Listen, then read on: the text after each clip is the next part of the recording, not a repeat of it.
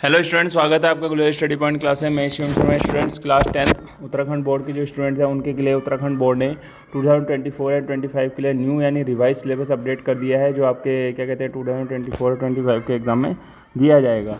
ठीक है, तो सबसे पहले मार्किंग सिस्टम की बात करेंगे, जो चैप्टर कितने नंबर के आएंगे, कौन कौन सी चीज़ें कितने नंबर की हैं। तो उसके बाद फिर सिलेबस पे डिस्कस करते हैं कौन कौन से टॉपिक आपको पढ़ना है और कौन कौन से आपकी बुक से हटा दिए गए हैं जो आपको नहीं पढ़ने हैं। ठीक है, यानी जो पेपर में आपके नहीं आएंगे। कहने का मीन्स ये है, हालांकि जो 2024-25 की जो बुक्स हैं एनसीईआरटी टेक्स्ट बुक, उसमें से भी कुछ टॉपिक्स जो है इन्होंने वो कर रखे हैं जिसमें आपको पेपर में पढ़ने की उनको ज़रूरत नहीं है। ठीक है, तो आइए स्टार्ट करते हैं वीडियो को। सबसे पहले आप देखेंगे मैं उसकी मार्किंग सिस्टम की बात करूँगा। तो अगर चैनल पर आप नए हैं तो चैनल को सब्सक्राइब भी आप जरूर कर लेना, ताकि आपको इसी तरीके का बढ़िया कंटेंट और अपडेट मिलता रहे। टोटल मार्क्सिंग की बात करेंगे, सबसे बड़ा थ्योरी में 80 मार्क्स की रहती है। जो नंबर सिस्टम आपका रहेगा 6 मार्क्स का। एलजेब्रा जो रहेगी 20 मार्क्स का रहेगा। एलजेब्रा के अंदर आपका जो आपका सेकंड, थर्ड और फोर्थ चैप्टर इंक्लूड रहेगा, और फिफ्थ चैप्टर भी आपका इसके अंदर इंक्लूड हो जाएगा। ठीक है, उसके बाद कोऑर्डिनेट ज्योमेट्री में आपका 6 नंबर का रहेगा। ठीक है, ज्योमेट्री वाला पोर्शन आपका 15, यानी जो 7 चैप्टर आपका 6 नंबर का है। ठीक है, उसके बाद आपका ट्रिग्नोमेट्री जो है आपका 12 नंबर की रहेगी। मेंसुरेशन वाला जो पोर्शन है, सरफेस एरिया वाला, आपका 10 नंबर का रहेगा, जिसके अंदर आपका एरिया रिलेटेड टू सर्कल और क्या नाम है आपका सरफेस एरिया वाला पोर्शन रहेगा। स्टैटिक्स एंड प्रोबेबिलिटी आपकी 11 नंबर की रहेगी। तो अगर आप कोई बच्चा अगर नॉर्मल तरीके से पास होना चाहता है तो मैं उसको नॉर्मल टॉपिक बता देता हूँ, वो नॉर्मल इन चीज़ों को तैयार कर ले, अच्छे से पास हो जाएगा। आप 6 नंबर की नंबर सिस्टम तैयार कर लो। कोऑर्डिनेट ज्योमेट्री सिंपल चैप्टर आप इसको तैयार कर सकते हो। ज्योमेट्री आपका बिल्कुल सिंपल चैप्टर है, इसको आप तैयार कर सकते हो। इसमें ट्राइंगल थोड़ा आपके लिए टफ पड़ेगा, अदर टॉपिक बहुत सिंपल है। मेंसुरेशन और स्टैटिक प्रोबेबिलिटी, इन सब चीज़ों को आप तैयार कर लो, आप अच्छे से पास हो जाओगे। और किसी बच्चे को अलजेब्रा करने में प्रॉब्लम आ रही है तो वो इसको स्किप कर सकता है। जिन बच्चों को खाली पास होना है उनके लिए कह रहा हूँ, नहीं तो अदर स्टूडेंट्स जो अच्छा परसेंटेज लाएंगे वो तो सभी चीज़ों की अच्छे से तैयारी करेंगे। ट्रिग्नोमेट्री 12 नंबर की है, अगर किसी बच्चे से नहीं होगी तो वो इनको स्किप कर सकता है। उसके अलावा भी आप 40-45 नंबर अपने अच्छे तरीके से आप ला सकते हैं। ठीक है, अगर आप अच्छी तैयारी करेंगे तो। आइए चलो, ये तो था आपको नॉर्मल बताने का तरीका, कैसे कैसे आपको पढ़ना है। आप बात करते हैं क्या क्या चीज़ें आपने पढ़नी है। नंबर सिस्टम में आपका देखो, फंडामेंटल थ्योरम और अर्थमेटिक स्टेटमेंट आपका आएगी, जिसमें आपको √3, 2, √3, √5 को प्रूव करके दिखाना पड़ेगा। ठीक है, उसके बाद पोलिनोमियल की बात करेंगे तो इसमें नॉर्मल पोलिनोमियल की 2 एक्सरसाइज हैं, इसमें आपको पोलिनोमियल के जीरो फाइंड करने हैं और उनके बीच में रिलेशन बताना है कोएफिशिएंट के बीच में। ठीक है, आपका ये नहीं आएगा कि किसी पोलिनोमियल को बना के दिखाइए, ऐसा कोई क्वेश्चन आपसे नहीं पूछा जाएगा।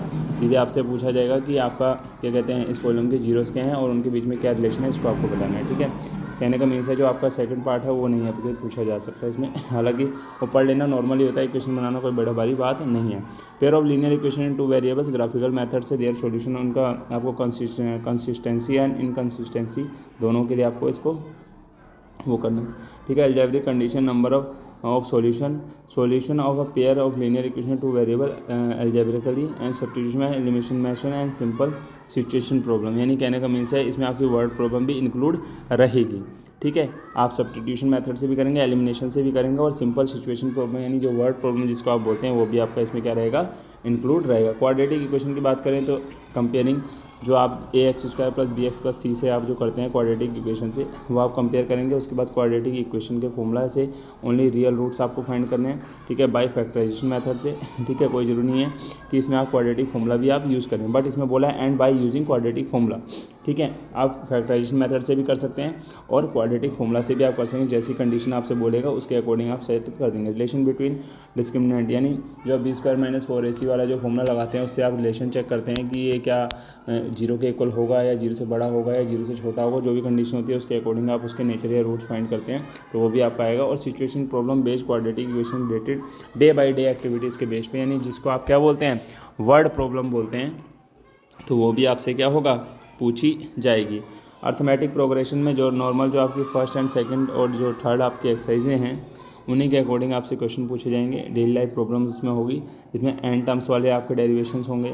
ठीक है, और सम ऑफ एन टर्म्स वाले होंगे, और एप्लीकेशन डेली लाइफ प्रॉब्लम्स वाली आपसे पूछी जाएंगी। कोऑर्डिनेट ज्योमेट्री का नॉर्मल कॉन्सेप्ट है, कॉन्सेप्ट ऑफ कोऑर्डिनेट ज्योमेट्री।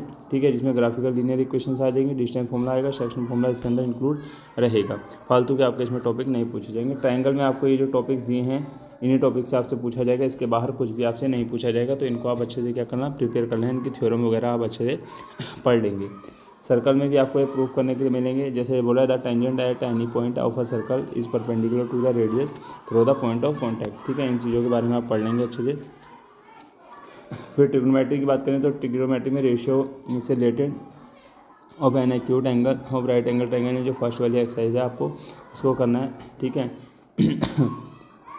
जिसमें आप साइन थीटा वगैरह या टेन थीटा वगैरह का फॉर्मूला नॉर्मली यूज़ करते हैं कि जिसमें आप परपेंडिकुलर है हाइपोटेनस वगैरह उन चीज़ों को प्रूव करते हैं, उसको लेंगे। फिर motivate ratio defined 0 to 90 degree, जिसमें आप साइन 45 30 वगैरह की वैल्यू रख के उनमें रेशनलाइज वगैरह करते हैं, उनको देखेंगे। और वैल्यू ऑफ ट्रिग्नोमेट्री क्या होगा 30 45 इस तरीके रिलेशन बिटवीन रेशो, उनके रेशो के बीच में आप क्या बताएंगे, रिलेशन बताएंगे। ट्रिग्नोमेट्री आइडेंटिटीज जो आपकी sine square A plus cos square A equal to 1 होता है, ओनली सिंपल आइडेंटिटीज बेस आपसे क्वेश्चन पूछे जाएंगे, ज़्यादा टफ आपसे क्वेश्चन इसमें नहीं पूछा जाएगा। हाइट एंड डिस्टेंस के लिए पूछेंगे तो एंगल ऑफ एलिवेशन और डिप्रेशन एंगल के लिए होगा, जो एंगल आपको कितना रहेगा 30 45 एंड 60 डिग्री रहेगा। Problem should not involve more than 2 right triangle, यानी कह रहा है कि जो प्रॉब्लम्स होगी वो आपकी क्या होगी जो उनका सम होगा एंगलों का वो क्या होगा 2 राइट एंगल के सम से क्या होगा ज़्यादा नहीं होगा, यानी कहने का मतलब 90 डिग्री से ज़्यादा आपसे इसमें नहीं पूछा जाएगा, कहने का मीन्स इनका ये है, ठीक है।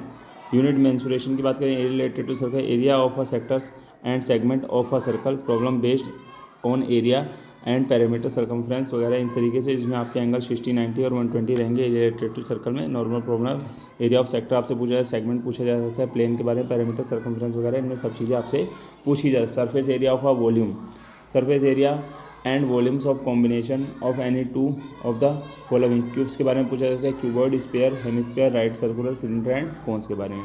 उसके बाद लास्ट टॉपिक जो आपका इसमें बचता है वो आपका स्टैटिक्स का है। स्टैटिक्स एंड प्रोबेबिलिटीज़ में मीन, मीडियन और मोड बनाना है, ग्रुप डाटा बनाया जाएगा और इसमें बाई मॉडल सिचुएशन को क्या किया जाए अवॉइड किया जाएगा, ठीक है। इसमें 2 मॉडल्स आपको एक साथ निकालना है, ऐसी सिचुएशन को अलग किया जाएगा, ठीक है। प्रोबेबिलिटी में नॉर्मल जो प्रोबेबिलिटी के सिंपल प्रॉब्लम्स फाइंडिंग प्रोबेबिलिटी होती है वही इवेंट आपसे पूछे जाएंगे। तो ये तो था आपका 10th का क्या कहते हैं मैथ्स का सिलेबस। इस तरीके से मैं जो न्यू सिलेबस आपका आया है सारा सिलेबस आपका अपलोड कर दूंगा, तो उसके थ्रू आपको क्या होगा पता चल जाएगा कि हमारा सिलेबस क्या क्या है, हमें क्या क्या चीज़ें पढ़नी है, किस किस तरीके से हमें पढ़नी है। अगर किसी बच्चे को कोई डाउट है तो कमेंट करके बता सकता है, मैं उसको दोबारा से रिसॉल्व करके उसकी प्रॉब्लम को बता दूंगा। मिलते हैं नेक्स्ट वीडियो के साथ, थैंक यू।